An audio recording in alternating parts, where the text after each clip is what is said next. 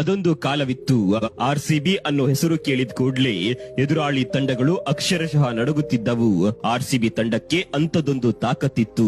ಕಾರಣ ಆರ್ಸಿಬಿಯ ಆ ಎರಡು ಸಿಂಹಗಳು, ಒಂದು ಕ್ರಿಸ್ಟೋಫರ್ ಹೆನ್ರಿ ಗೇಲ್, ಮತ್ತೊಂದು ಅಬ್ರಾಹಂ ಬೆಂಜಮಿನ್ ಡಿವಿಲಿಯರ್ಸ್. ಅದು ಆರ್ಸಿಬಿಯ ಗತ ವೈಭವದ ಕಾಲ.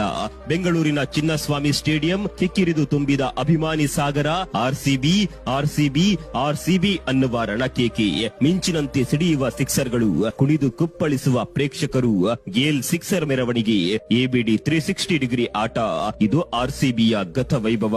ಓಪನಿಂಗ್ ಬರುತ್ತಿದ್ದ ಗೇಲ್ ಎದುರಾಳಿ ಬೌಲರ್ಗಳನ್ನ ಚೆಂಡಾಡುತ್ತಿದ್ದರು. ಇನ್ನೇನು ಪಂದ್ಯ ಸೋತೇ ಬಿಡ್ತು ಅನ್ನುವಾಗ ಬರುತ್ತಿದ್ದ ಎಬಿಡಿ ಆ ಪಂದ್ಯದ ದಿಕ್ಕು ದೆಸೆಯನ್ನೇ ಬದಲಾಯಿಸ್ತಾ ಇದ್ರು. ಗೇಲ್ ಬ್ಯಾಟ್ ನಿಂದ ಸಿಡಿಯುತ್ತಿದ್ದ ಚೆಂಡು ಪಕ್ಕದ ಕಬ್ಬನ್ ಪಾರ್ಕ್ಗೂ ಅಪ್ಪಳಿಸ್ತಾ ಇತ್ತು. ಚಿನ್ನಸ್ವಾಮಿಯಲ್ಲಿ ಆರ್ಸಿಬಿಯ ಪಂದ್ಯ ಇದೆ ಅಂದ್ರೆ ಅದೊಂದು ಹಬ್ಬ. ಎದುರಾಳಿ ಆಟಗಾರರ ಕಿವಿಯ ತಮಟೆ ಒಡೆದು ಹೋಗುವವರೆಗೂ ಅಭಿಮಾನಿಗಳ